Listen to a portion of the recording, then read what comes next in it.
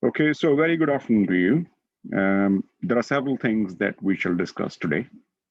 The first thing I want to discuss with you that yesterday we have uploaded this financial ratios BP spreadsheet in the course material under the spreadsheet folder. The idea of this spreadsheet is that for task one, because you will be picking up, you have picked up one company already. I know you guys are doing very well. So I want to keep you on track. I want that how I expect. Well, I don't want to brainwash you. Of course, you can be creative and you can do even more deeper analysis, or you can go a little bit different if it appeals to you. But this spreadsheet would keep you on track in the sense that you will know that what type of input data you need to pick up for each category of ratios, and how that input data would be used as a proper ratio, financial ratio, and how that ratio would be depicted in the form of some graphics. So that is the idea. So I thought that it's not a bad idea that I would be sharing it with you, which is here. You all can access to it. My plan is that we have some discussion about this spreadsheet. So if you have no problem, then I want to share it with you. Of course, it's in Moodle. You can have access to it whenever you want. But a few things I want to discuss with you. I hope you can see it. So here I first wrote the types of ratios. You can see that we have 4 types. We have done operations ratio, by the way. The last operation ratios was the cash cycle, that how many cash, for how many days the company must have its bank account intact so that it have enough money to run its operations, because otherwise it can be a problem. And here you can see the first category is the operating ratio. And we have the inputs to it. As you can see the label here, inputs. So to calculate these ratios, we need this data. I can zoom in a bit so that you can see exactly what I'm talking about. So this is the reason it's called input data, because this data would be used in the operating ratios to calculate them, and so that you can make some decision out of it. You can interpret them. So we have the data which we require. All the input data that we require for the operating ratio is operating profit, which is EBIT, then total assets, total liabilities, total equity. And you can see the formulation also. Here the number is taken from the from 2007 to 2019. So we have about how many years? 6, yeah, we have 13 years data already. But you don't have to do for 13 years.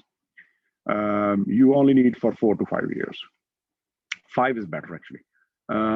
So here we have operating profit, which is EBIT. And many times I have said that it could be a different word.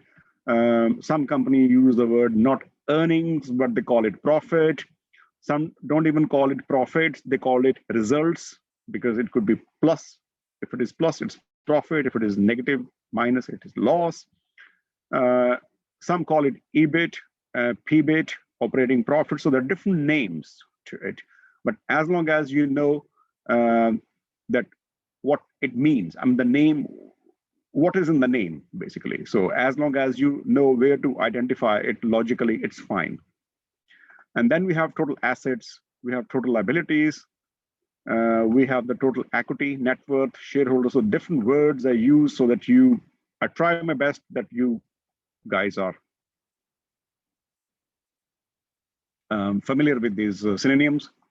Then we have the short-term debt, we have the long-term debt, then we have the total debt. So wherever the formulation is required, it's there. Then total capital employed, which is equal to your total equity and the long-term debt. And then we have the current liabilities, we have the total revenue and the other income. You have the profit before tax, or the earnings before tax, or the gross profit, it's the same thing. We also have the cost of goods sold, which is very easy to calculate because, wait a sec, the cost of goods sold is equal to basically, what is 28? It's total revenue minus the operating profit. Okay, so why it's not the formulation? So let me solve it a little bit. So it's equal to total sales and revenue minus the operating profit, which is, this shouldn't be a problem. Please bear with me. So,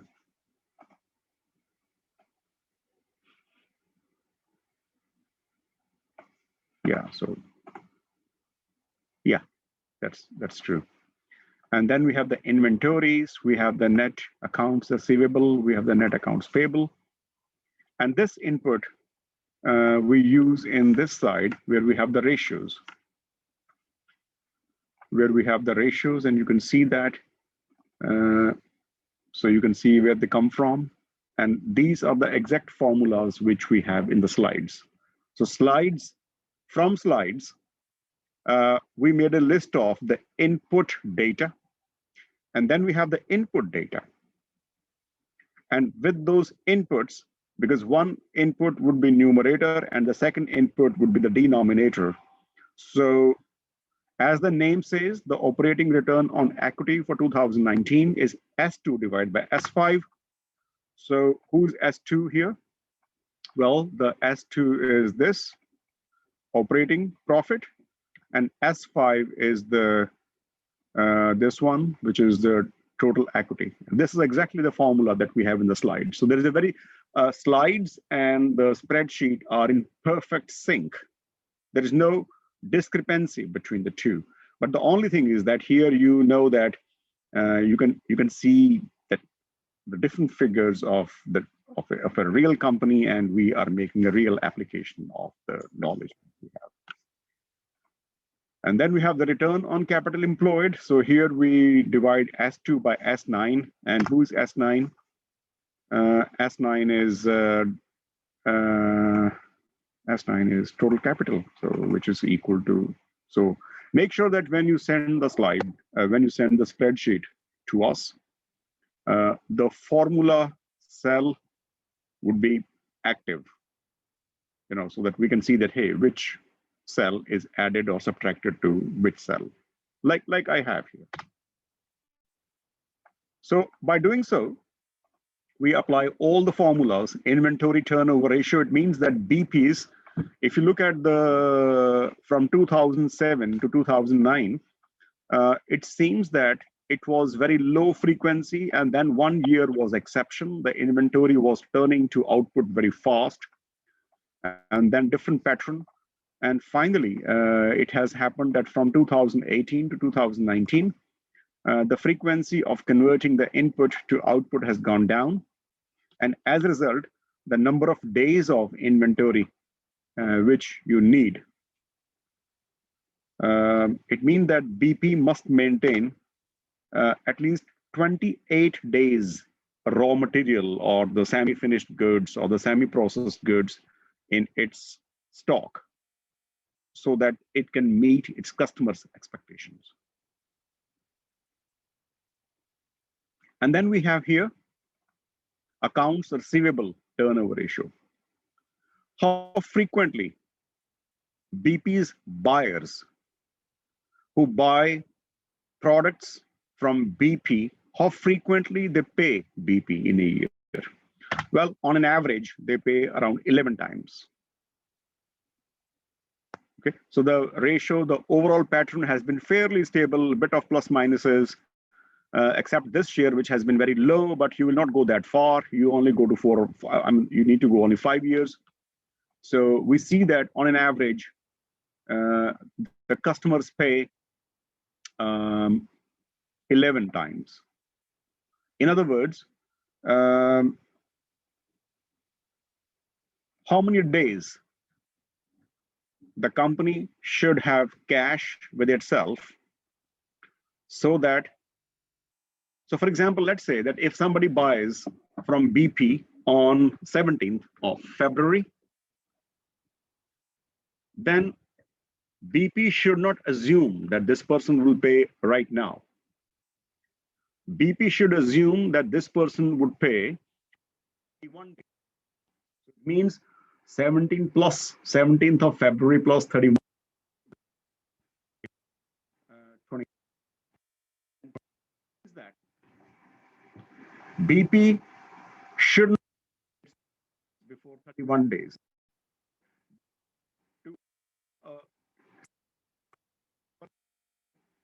BP must have enough of money for the next 31 days, assuming that the guy who buys things from BP today will not pay before 20th of March, who buys today. So there is a 31 days gap between you sell something and the payment is made.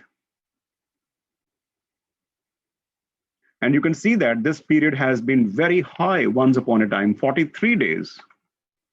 It means BP has to wait for 43 days on an average in 2010.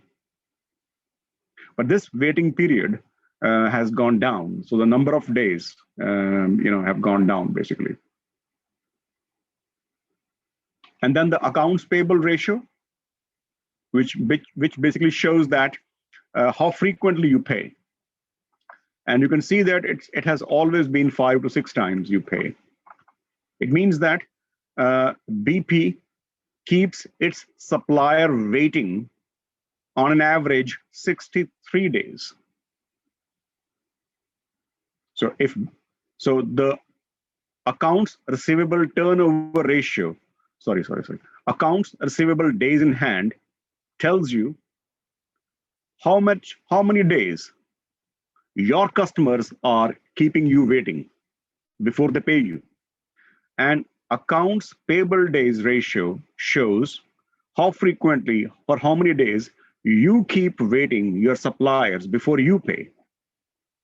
Ideally, accounts receivable turnover days should be fewer, and the accounts payable days should be more, which is true in this case as well.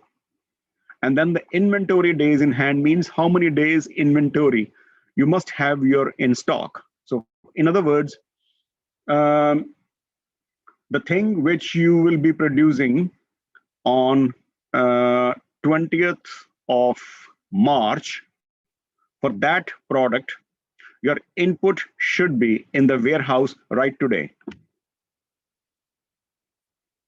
Okay, so that you are able to run your operation smoothly. If you delay it, then you will not have that input, and it could be possible that your engineer comes and says that, hey, manager, we can work fine, but the problem is that we don't have the screws, we don't have the hammers, we don't have those electronic parts. So unfortunately, we cannot assemble our product.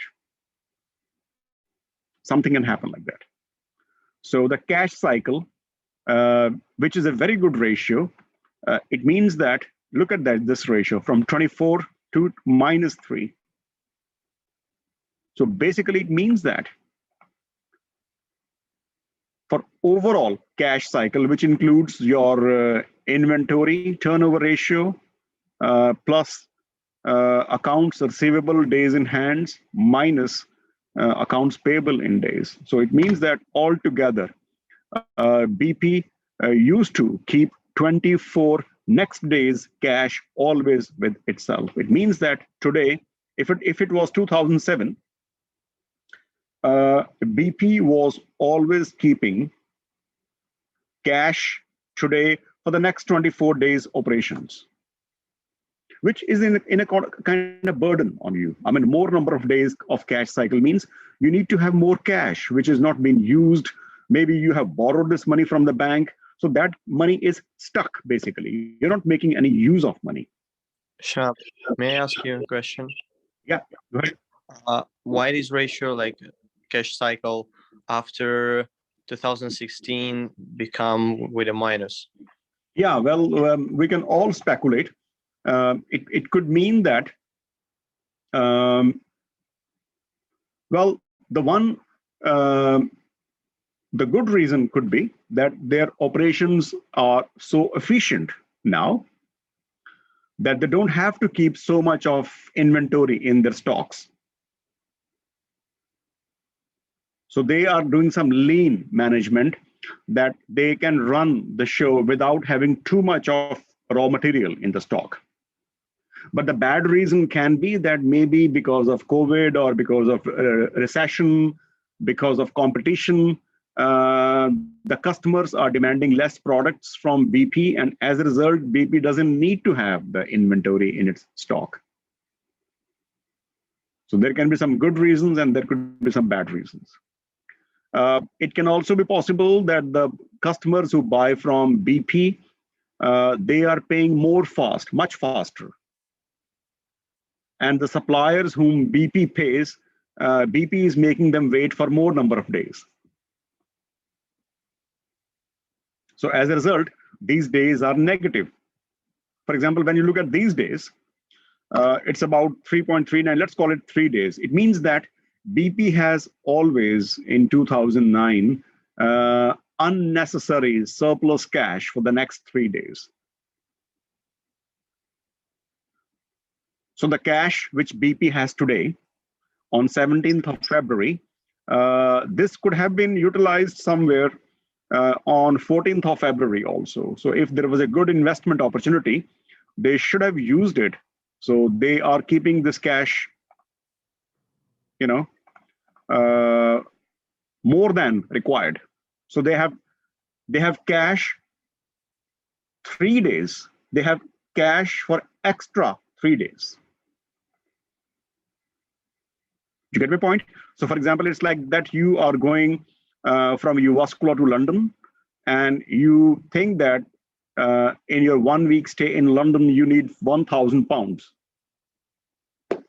But what you do, you take cash and you're going to stay there for 1 week.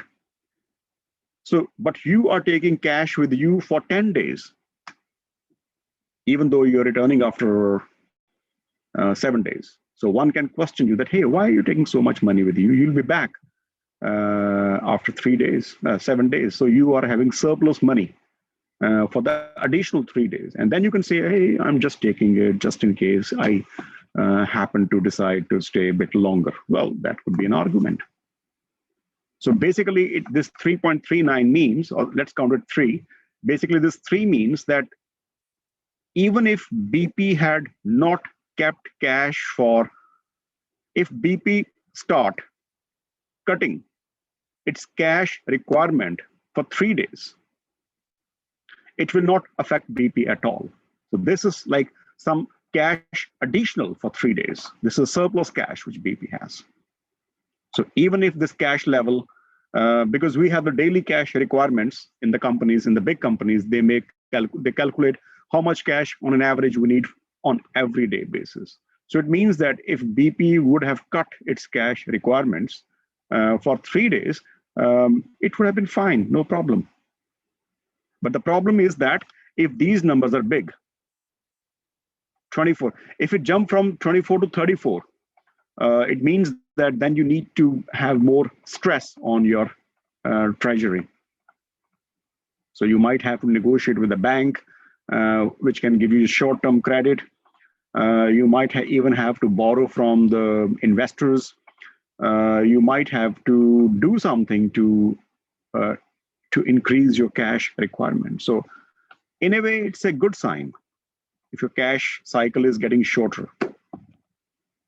When your cash cycle becomes shorter, it also means that right from the scratch, raw material, to sales, to recovery of payment, there is a cash cycle of certain number of days. And here it's negative. It means that when you look at that how efficiently BP converts its inputs to output, and in this whole process, this is super efficient. So much so that you have more cash with you than required. So that way, I would say that this is a fantastic operational ratio for BP. Close to 0 is good, but negative is even better.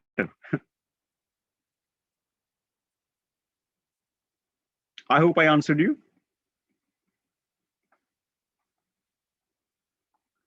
And then I use the same data here, but the only thing I did was that I had the period in descending order, but here I write the periods in the ascending order. So from the but they're same basically. So you know what I mean. So I just copy and paste those numbers here. And then I draw a picture, the graphics. And you can see that I'm using this operating return on equity has been very volatile. It was very good. The company has seen a very rough time between 2008 and 10. And I would say this is a time when BP had a big scandal of Gulf of Mexico, and the company's profits were going down. And the level of competition was getting, the customers were moving to the other oil companies. So that was a very lean time for BP. But after 2010, things became better. And even though, again, there's a bad time between 2014 and 16, but in general, there is a recovery. But again, so I would say that overall, the operating return on equity, which has been very fluctuating, it's not very stable. So from the numbers, the interpretation, now the numbers are here. The calculation is here, operating return, wait a sec. The numbers are here, calculation is here, operating return on equity. The interpretation, remember 3 words, calculation, interpretation, and inference. The interpretation is that companies operating return on equity, in other words, the reward which company gives to its shareholders, remember it's only on equity, has been very fluctuating, has been very volatile. Number one. Number two, my next observation is that the company has had very bad time between 2008 and 2010.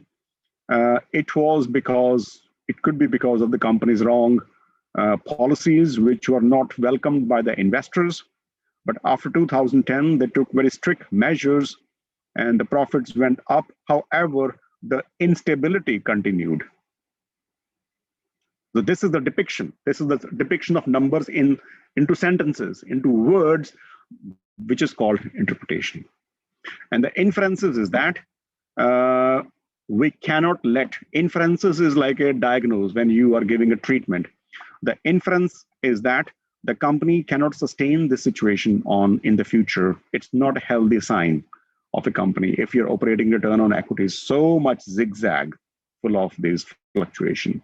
Therefore, the company needs to do some strict measures towards stability.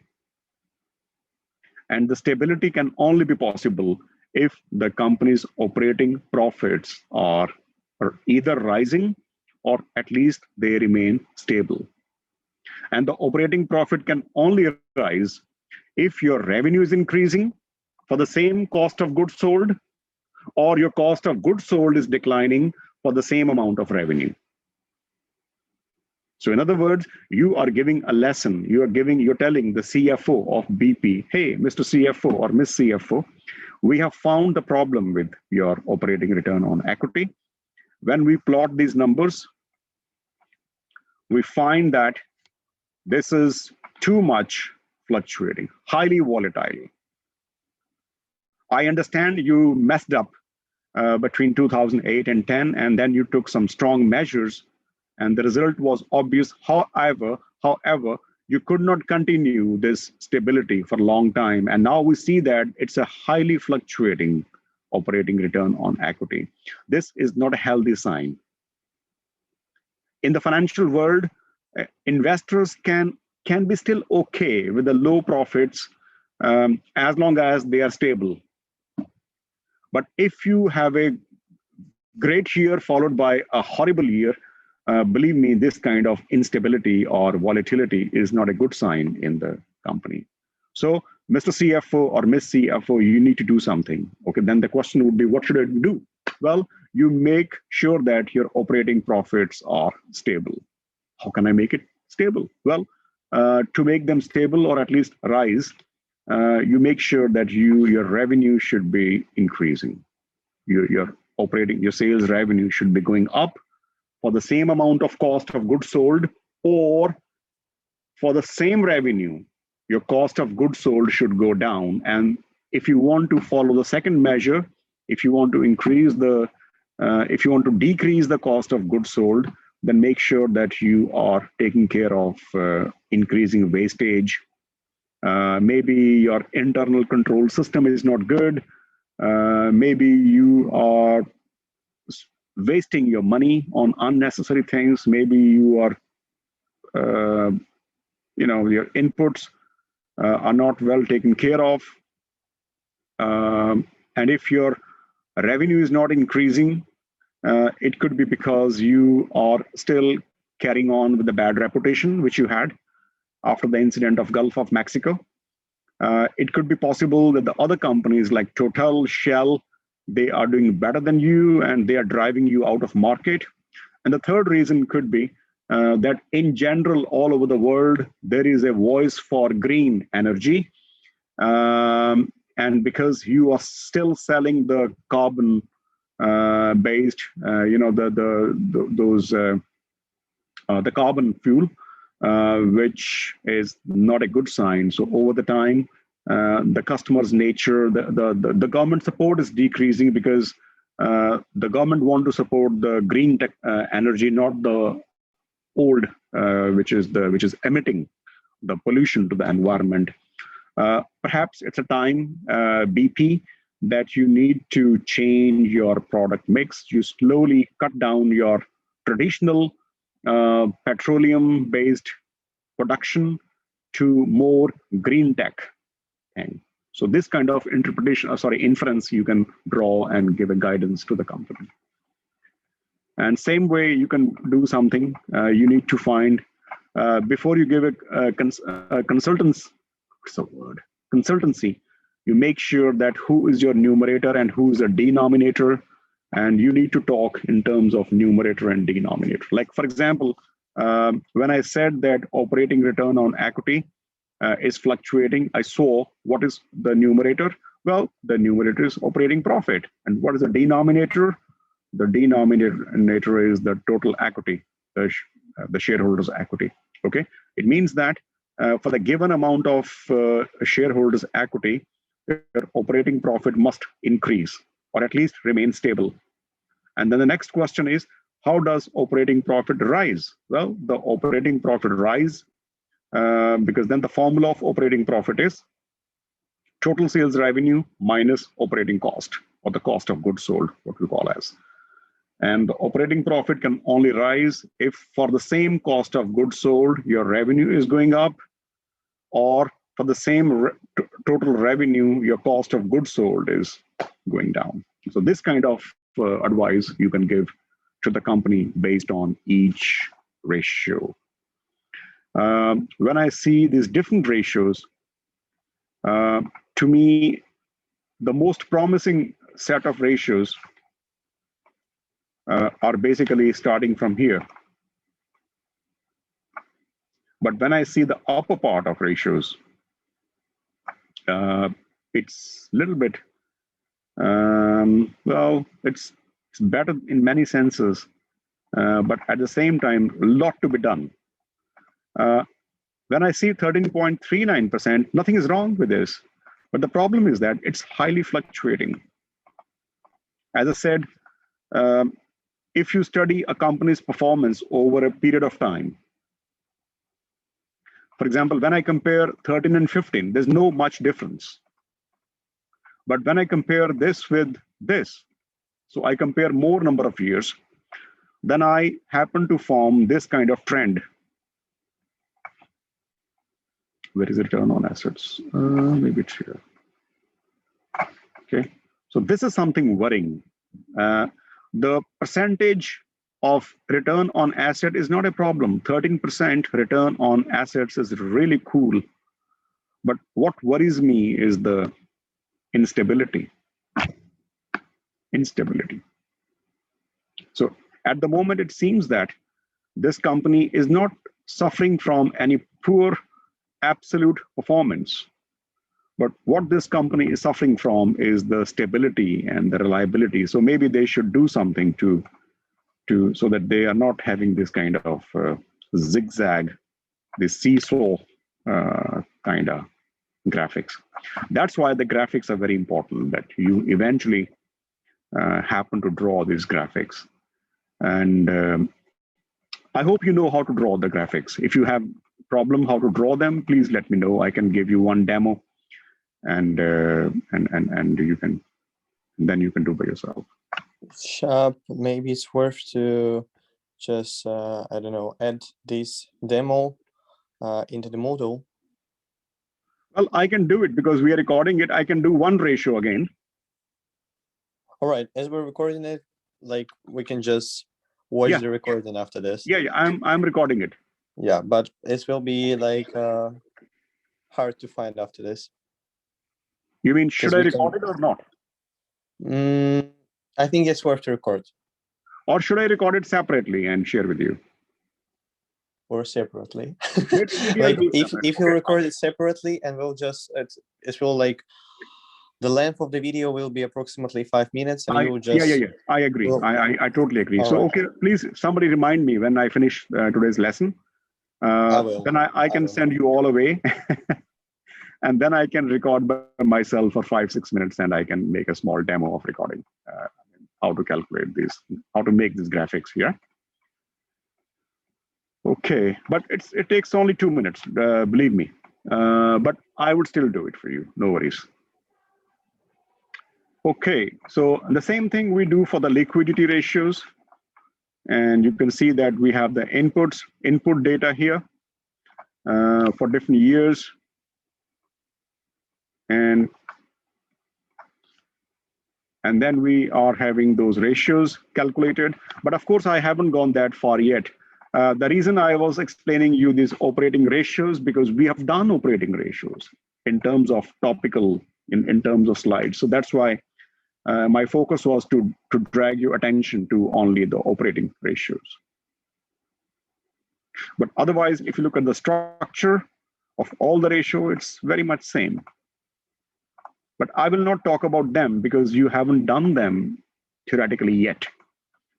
The only ratios you have done theoretically in the classroom during the lecture is the operating ratios.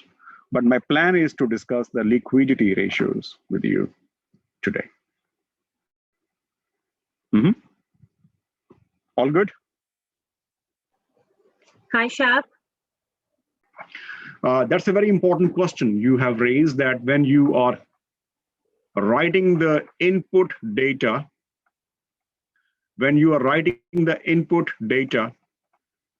some numbers are in brackets, which basically means minus bracket, because some companies don't want to put minus. Instead, put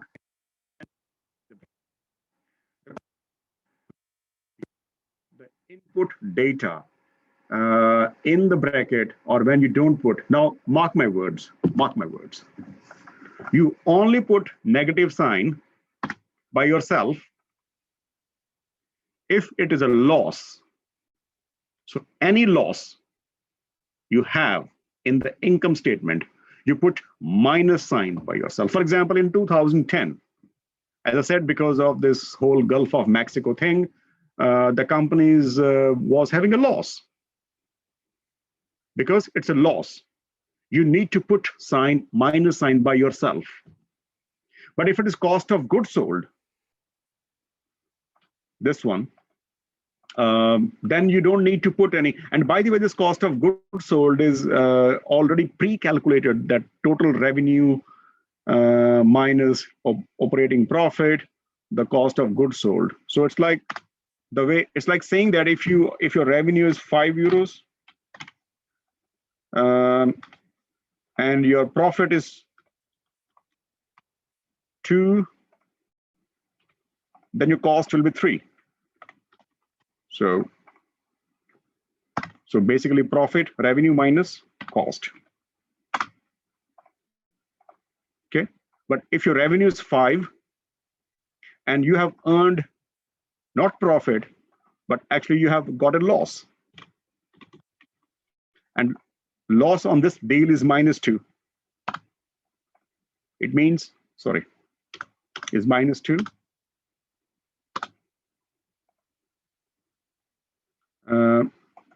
Profit this. Oh, sorry. So if it is 5, if it is 2, it means cost would be equal to revenue minus profit. It means the cost would be 3. You buy something for 3, you sell for 5, hence your profit is 2. But what if your profit is -2?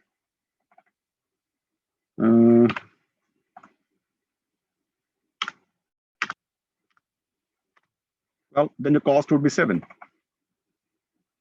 Then you buy something for 7, you sell for 5, and hence you have a loss. So mark my words, if it is a loss, you need to put minus sign by yourself. But if you want to find the cost of goods sold, I don't think you need to calculate cost of goods sold, because I gave you a shortcut. The shortcut is that the cost of goods sold can be obtained by subtracting operating profit from the total revenue and the other income, if you want to include. So It's clear, Sharp. Yeah. That will make it simple. Yes, but I said, Sharp, in our income statement, the cost of sales mentioned in minus to the calculation, I think, right? No. They have mentioned, don't see from your point of view. Cost of goods sold can never be negative. But I know the reason why they put minus sign. Listen carefully. Because they want to subtract. Look, I put it this way. Okay, let's say that your Shiny, have a look at this example. Let's say the profit is 5.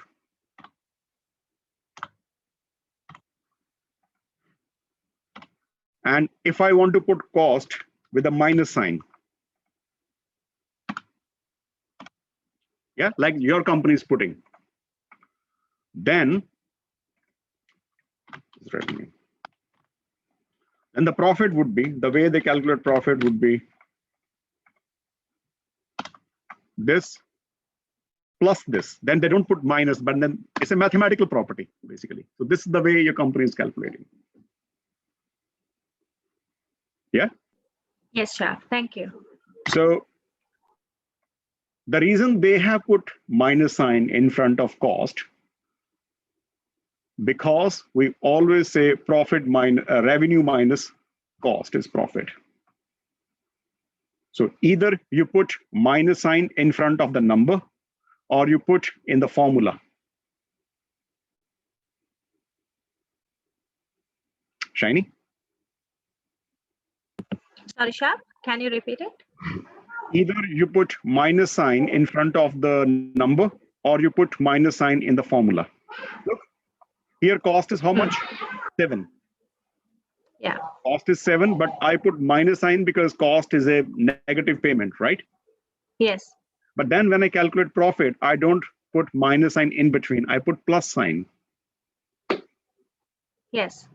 The other way is that your revenue is still 5, and cost, you don't put minus sign. For the cost, you don't put minus sign. But when you calculate, you put minus sign in the formula. Yeah. There's a difference. Here, I don't put minus sign in front of cost, but I put minus in the formula. Here, I don't put minus sign in the formula, but I put minus sign in front of the cost. But don't put minus 2 times, otherwise minus would be plus. So it's a mathematical thing, you know. It's not an accountant thing, but keep in mind that where to put minus. Okay, so I said that I don't see any other item, but I think if it is a loss, only in case of loss, you have to put minus sign. Like I also put minus sign here. For example, the company had operating profit negative here. Well, I put minus sign by myself. They had operating profit negative, yes, negative. Yes. And they also have the gross profit negative. So wherever there is a loss, I put minus sign. But for the cost, don't put any minus sign. That's my suggestion. Otherwise, it can be a bit complicated. Because if you put minus sign in front of cost, then you can also put minus sign in the formula. And that will make minus minus plus. So the whole picture would change. Okay, I hope it makes sense. Remember that you only need 5 years, okay? Not from here to here, but for example, you need 1, 2, 3. So I think you only need 5 years. But because I had the data already, so we carried on to the more number of years. Yeah, but 5 years is enough, I think.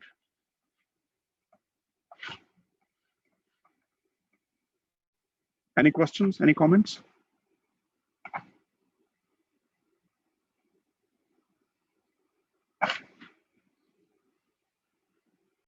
So the second category, the second set of ratios that we have is called liquidity ratio. The word liquidity, I think if you recall, if you put some pressure on your mind, you will find out that liquidity, you must have heard this word before. It's not totally unknown phrase, but I wrote the definition here. By liquidity means, is company able to pay its short-term obligations? Short-term obligation could be, does company have enough liquid assets to pay for the obligation? So it's not, yeah. Does company have enough money to pay to its employees? Does company have enough money to pay for the rent? So so it's not just rent. The question is not the example. The question is that, can you make your short-term obligations, can you pay them without getting any unnecessary stress on yourself? Are you able to meet your day-to-day payment obligations? I'm not talking about the $1 million investments. I'm not talking about you purchase a new company or purchase a new machinery or purchase a new piece of land or buy some fleet of vehicles or whatever. But are you able to make your routine payments without any hitch and hiccup? If you can make them, it means that your company is having good, decent, smart-looking liquidity. And for this purpose, we calculate some liquidity ratio. The first ratio that we calculate is called the current ratio. This is the most famous ratio traditionally. And this ratio is basically can be obtained by dividing the current assets and by the current liabilities. Now, please don't ask me where they come from. Assets. We have assets and liabilities in the balance sheet. And then both on the asset side and the liability side in the balance sheet, we have two categories of assets and two categories of liabilities. One is called current, the second is called non-current. Okay, the current assets most likely include cash in hand, the bank balance you have, the accounts or trade receivables, or some, for example, bills or the bonds, which you can quickly convert into cash. If I have to give one more definition of liquidity, I would say that an asset or a property has a higher liquidity if it can be converted into cash without any delay or a problem. For instance, trade receivables are my current assets. Why? I sold goods to you. You haven't paid me. You'll pay me after 30 days. But you'll be signing the bill. I send you the invoice. When I send you the goods, you receive the goods, you sign the invoice, you send it to me. It means that basically you have agreed that I sold you something, but you haven't paid me yet, but you will pay me in 30 days time. Very simple. That paper which you as a customer of mine sign is called trade receivable or the accounts receivable. It's with me now. Now imagine that. So I can't bother you before 30 days that, hey, make my payment. No, it's agreed 30 days. But remember that if tomorrow I have a problem in cash, I can transfer that bill to the bank. And bank will check, oh yes, Shab is going to receive this money in 30 days time and he's demanding some credit from me. The bank will immediately transfer money in my bank account for the payment which you'll be making. So let's say that you will be paying me 30 days, 3,000 euros, but you haven't paid me yet in 30 days time. I sent you invoice, you sign it, invoice is with me, but tomorrow I need some cash. I can't call you and request, hey, I know you'll be paying me in 30 days time, but can you please pay me today? It's very unprofessional. But what I can do is that I can transfer that bill to my bank and ask my bank that, hey, I have a bill. This money I would be receiving in 30 days, okay? So when this bill comes, I would transfer the payment to you directly, but can you give me some cash? And then the bank will give me the cash. And what happens? My liquidity problem is over.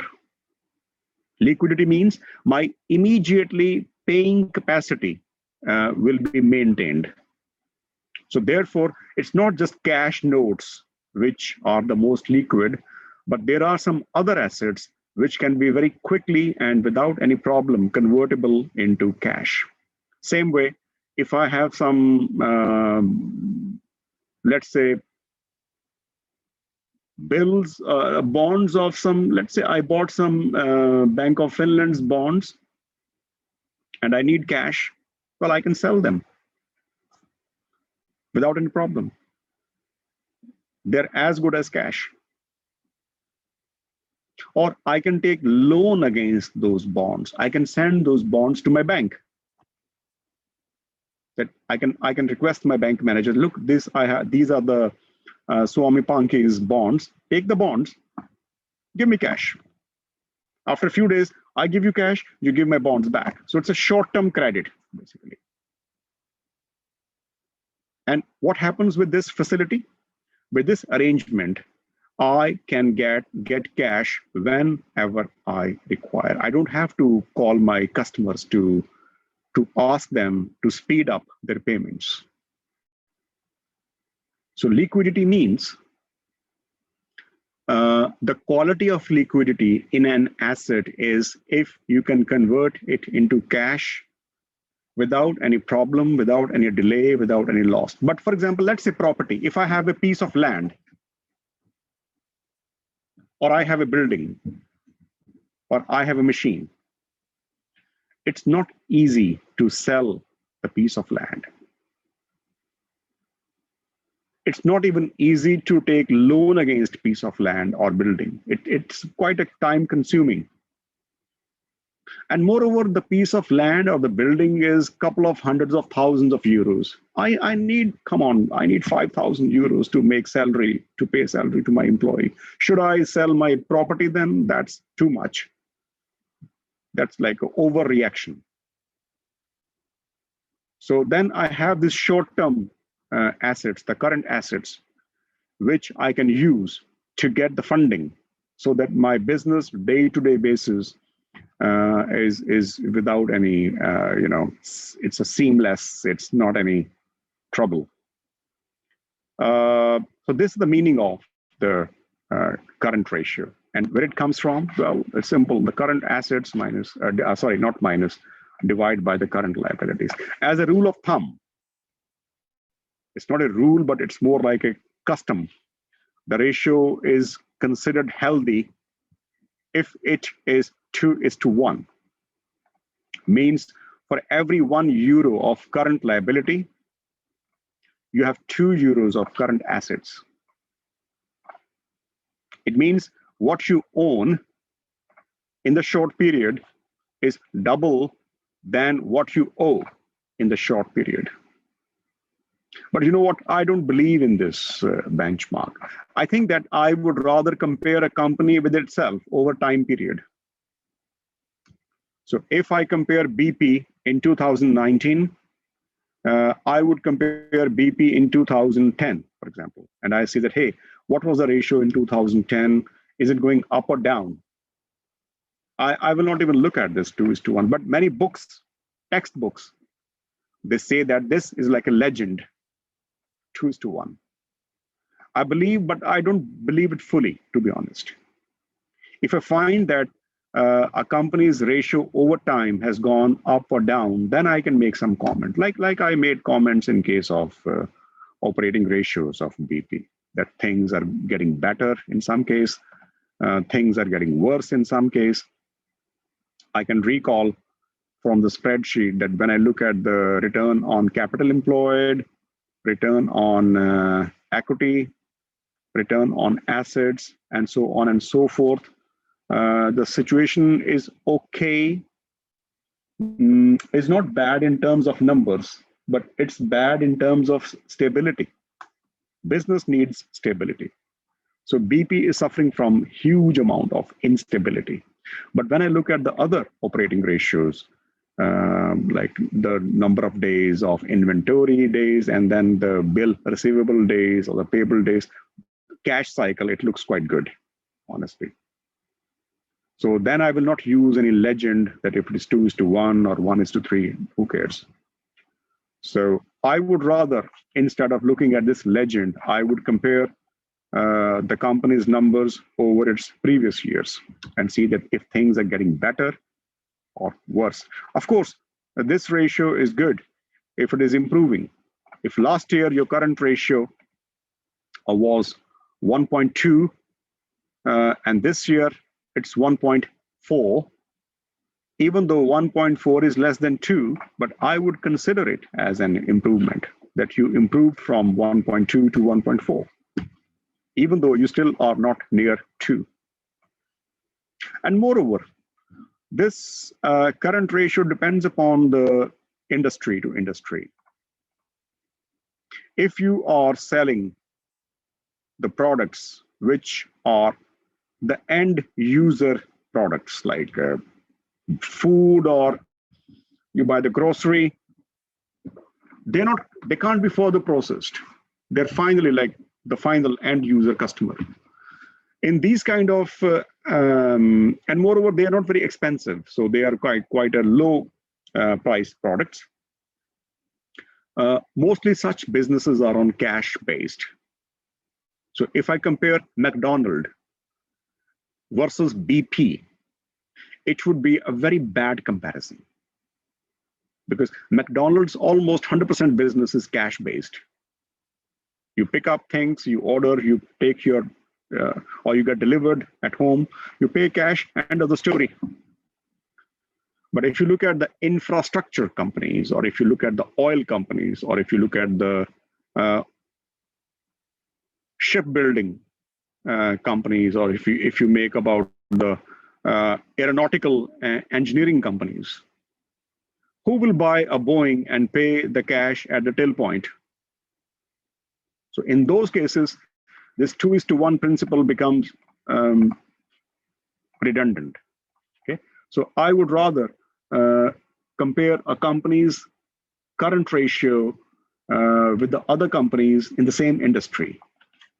Okay, I can compare, for example, some airline vis-a-vis airline, but I will not compare an airline with the hotel industry. You know, that's not a good comparison. Okay, so if you have any questions about this, the idea of the current ratio, and by the way, very quickly, if I can show you the PDF of BP, because I also have this with me. If I quickly share the BP annual report, the current ratio is equal to current assets divided by the current liabilities. So, goodness me, this is oh yeah, it's here. So we have the current assets here. The current assets, where are they're here, 74,000 something altogether, all the current assets. And you can see that the loan is a current asset because loan not you have taken, the loan which you have given. If you have taken a loan, then it's a liability. But if you gave loan to somebody and that loan is for the short period, it's fine. It's a current asset. So if you add all these current assets, it makes 74,594. And if you look at the current liabilities, goodness me, where are they? 72. So it's 74 divided by 72. It's more than 1, but it's not 2. It's something about 1.1 or 1.01. Okay. So I don't think it's close to 2, but then I would rather compare this ratio over time period. Okay. So you can see here that this is the current assets and the current liabilities. And it's not 2. When you divide this by this, it's almost 1.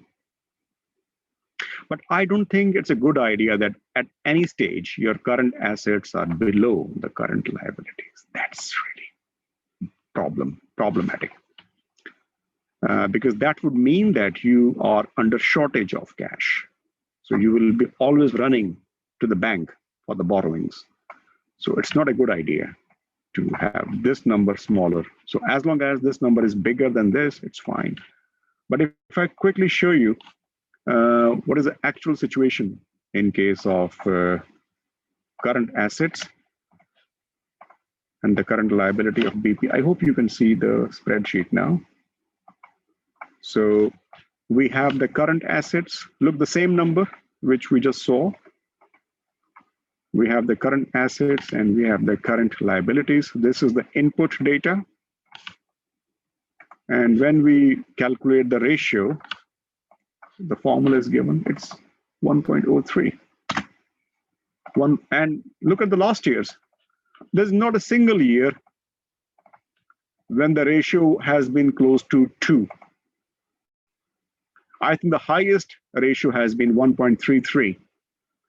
And there has been 1 year when the ratio has been below 1, means the liabilities, the current liabilities were more than the current assets. Well, this situation should be avoided. So, yeah. But if I compare these different years, I would say that it's not really, it looks bad when you compare it with 2, the absolute number. But when you are having the cross-section of the periods and you compare it over different periods, you find that the ratio doesn't look so clumsy. Because BP is not a cash-based company. It doesn't sell its products at the till point. Of course, at the lower end, it does. But most of the BP's transactions are B2B, business to business, which are based on less amount of cash transactions. So when you study overall trend, it doesn't look too bad. And when we plot them in the graphics, you see that it's not too bad either. It's not 2, but there's nothing to panic. By nature, the company's current ratio is, is all right. Not a big deal. Not a big deal. So that is why I don't believe in this legendary number of 2. But if you look at the textbooks, they would say 2. But I don't agree. But if BP was a hotel, if BP was Prisma, if BP was some, let's say McDonald's, then this number would have been terribly low. Then it would have been really worrying. But since we are acknowledging the fact that BP is not a cash-based company, the oil industry in general is not very cash-based. You buy things. If you are selling to some corporate clients, you sell something for today. The payment may come after even more than a year. So that way, It's not too bad.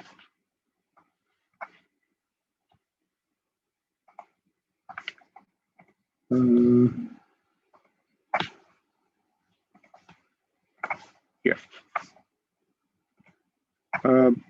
And then there could be, yeah, so as I said that I would rather prefer comparison over years rather than looking at. And it can be considered as a bit unsafe if it's less than 1. And if you remember, there was a 1 year when the ratio was below 1. Okay, so yeah. And also there can be some good reasons and the bad reasons of the current ratio. The good reason is that if you build up more inventory because you expect that the sales of your company would pick up in the future, that's a good reason. So as a result, your current ratio will go up. Why it goes up? Because you're buying more inventory. And why are you buying more inventory? Because you're very optimistic that your sales is going to increase. That's why you want to have enough of stock with you. So in that case, you will be having more cash budget to buying the to buy the more of to buy this inputs, okay? Or if you want to make some permanent expansion of the business. You know that I think we are no longer a small company. We have become a big company now. Therefore, we build up some more capacity to store more inventory. These are the good reasons of buying more inventory. But also, there can be some bad reasons also when you can cheat so it's a corporate governance problem. The operating losses can bring down your working capital, and you are reducing your cost, not by any for good reasons, but because you are having chronic losses. And as a result, the company is selling a lot of its assets in the market. When you sell your assets, you can have more cash. And when you have more cash, your current assets go up. And your ratio can look very decent. But the problem is that this more cash has come by selling your assets, which is not a good sign, because if you start selling your assets, then at some stage you may cease to exist as a company. So you have to take the increasing or decreasing current ratio with a pinch of salt. Your current ratio is increasing. The good reason can be that you are buying more inventory because you have a bright future, or you have borrowed already a lot of money from the bank so that you have more, you have a lot of cash with you. And as a result, you know that this expansion program we can undertake, or you're going to recruit some highly trained labor force in the near future. But the bad reason can be that you sell your property, you sell your assets because they are non-performing. Your company's future is dark, and you are selling your assets. Maybe you want to have an exit from the business. When you keep selling these assets, you sell, the cash comes to you, and that cash could show that, hey, the current asset has gone up because cash is a component of your current assets. And you can give a wrong signal in the market that, look, our current ratio is so good. Look, we have huge amount of cash. But that cash has not come by selling the products, which should have been. But that cash has come by selling your assets. If people like my products, if people like my services, they buy from me, they pay me cash. My current ratio improves. Good reason. If people don't like my products, they don't like my services, I'm having chronic losses, okay, then what will I do? I'll sell my assets. When I sell my assets, I get cash.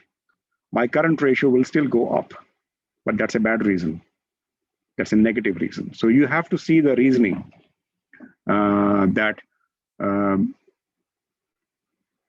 can it be considered good or bad? So it's like you need to be more investigative about it.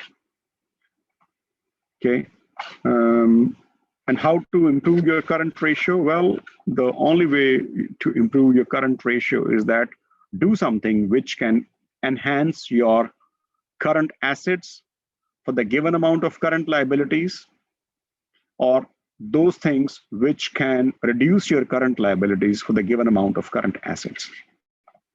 And that's possible that if you can slow down your debt, okay, because if you slow down the repayment of debt, then you will be left with more cash.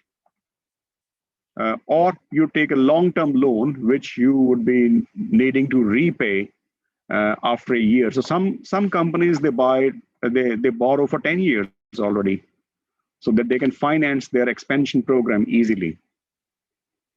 If you are a company and your products are in demand and you want to become from a national to an international company, you have a bright future, you need to spend huge amount of money. And obviously you have to borrow. But if you borrow for the short period, then your current liability will increase, but that short-term borrowing will not be enough to finance your long-term expansion. So in that case, you not only need the loan, but you need the long-term loan.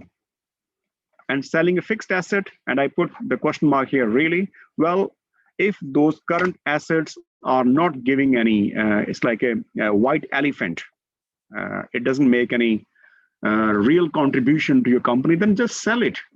Don't keep. If you're an oil company and you have some guest house which you don't need anymore, rather you have to spend a lot of money on its upkeep, sell it.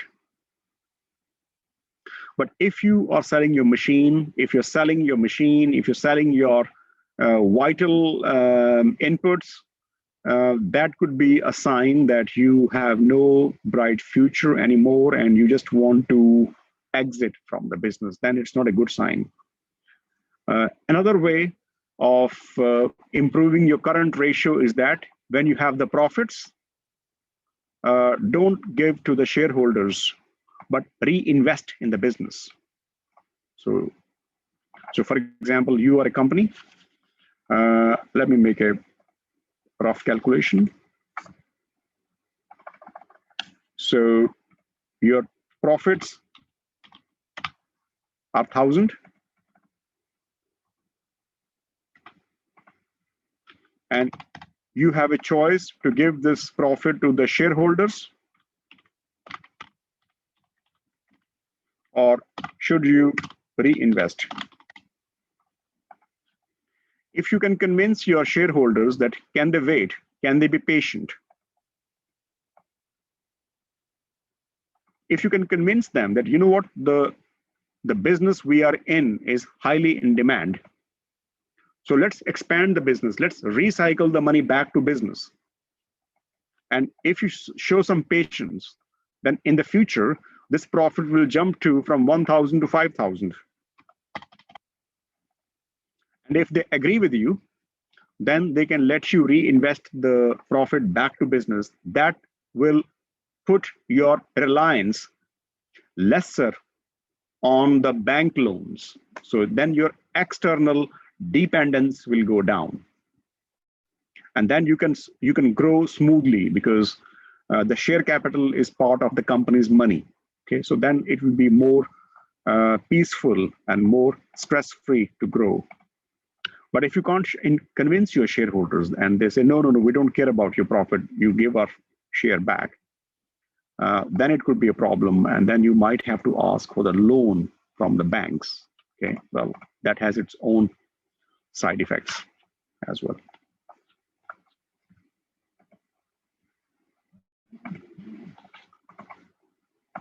Okay, so we stop here and we will carry on when we meet next time, but I just want to have some discussion with you about the current ratio, that why we do the current ratio.